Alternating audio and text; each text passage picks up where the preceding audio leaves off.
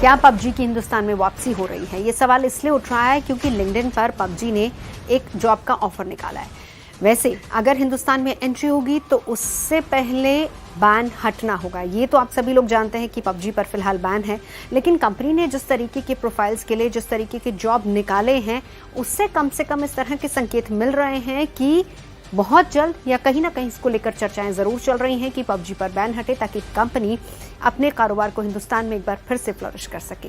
अब वो जॉब्स कौन से हैं जिसके लिए कंपनी ने आवेदन मंगवाए हैं और लिंक्डइन पर इसके बारे में जानकारी दी है, उस पर आज चर्चा करेंगे।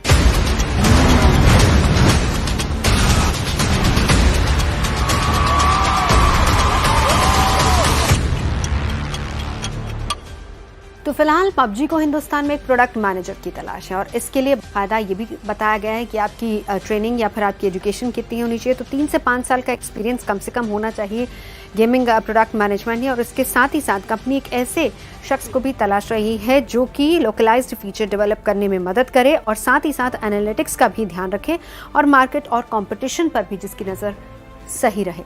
तो पबजी कॉर्पोरेशन द्वारा जब ये वैकेंसी निकाली गई है तो उससे ये सवाल फिर उठने लगे कि क्या पबजी के हिंदुस्तान में वापसी हो रही है, क्या पबजी वापस से हिंदुस्तान में अपने पैर पसारने की कोशिश कर रहा है।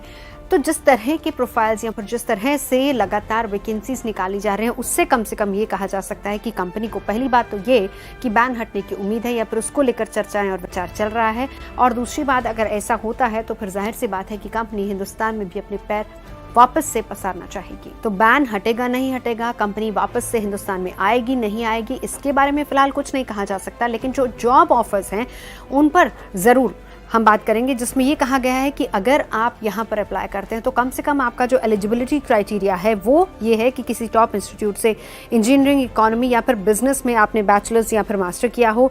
साथ ही UI UX design, concept, project management और एनालिटिकल स्किल में एक्सपीरियंस होना चाहिए। और इसके साथ ही कैंडिडेट को मोबाइल, कंसोल और PC गेम्स का रेगुलर प्लेयर भी होना चाहिए। तो इस तरह का एलिजिबिलिटी क्राइटेरिया है जो कि पबजी की तरफ से निकाली गई जॉब्स में दिया गया है। यानी ओवरऑल गेम्स को अच्छी तरह से प्रूव करने और इसके साथ ही साथ फाइन ट्यून करने जैसी सारी स्किल्स कैंडिडेट में होनी चाहिए। और इसके साथ ही साथ पबजी इंडिया द्वारा निकाली गई पहली जॉब नहीं है। हम आपको यहाँ पर ये भी बताएं कि कोई पहली जॉब नहीं है जो पबजी ने हिंदुस्तान में निकाली हो। इससे ये जाहिर है कि पबजी जिस तरीके से किसी अहम पद के लिए वैकेंसीज निकाल रही है या फिर किसी अहम शख्स को रिक्रूट करना चाहती है, तो कम से कम उम्मीदें जरूर बंधती हैं कि हो सकता है कि वापसी हो हिंदुस्तान में पबजी की भी।